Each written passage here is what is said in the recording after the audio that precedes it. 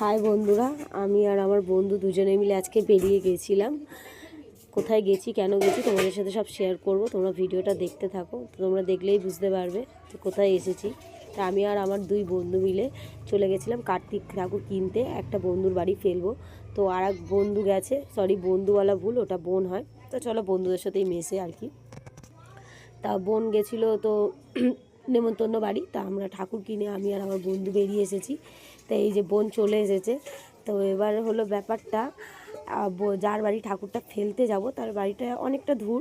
তো অনেকটা রাতও হয়ে গেছিলো, প্রায় 10:30টার কাছাকাছি হয়ে গেছিলো, আমরা গেছিলাম।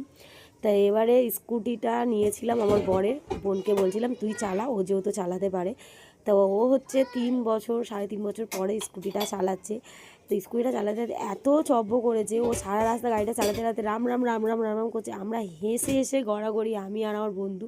আর যে মাঝখানে বসে সে তো পুরো ভয় হয়ে গেছে ওর স্কুটি চালানো দেখে।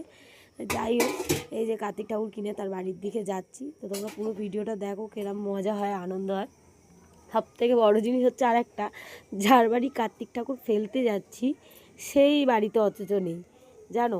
আমরা ফোন করেছি, বলছি যে কি রে তুই বাড়ি আয়, বলছে কি আমি বাড়িতে নেই। তো যাই হোক, তোমরা ভিডিওটা দেখো। এই যে কার্তিক ঠাকুরকে বাড়িতে বসিয়ে আমরা তারপর ওর মাকে ফোন করেছি, ওর মা এলো, তারপর আমরা বাড়ির দিকে এলাম। এই যে বসে আছি, মাসিরা পাহাড়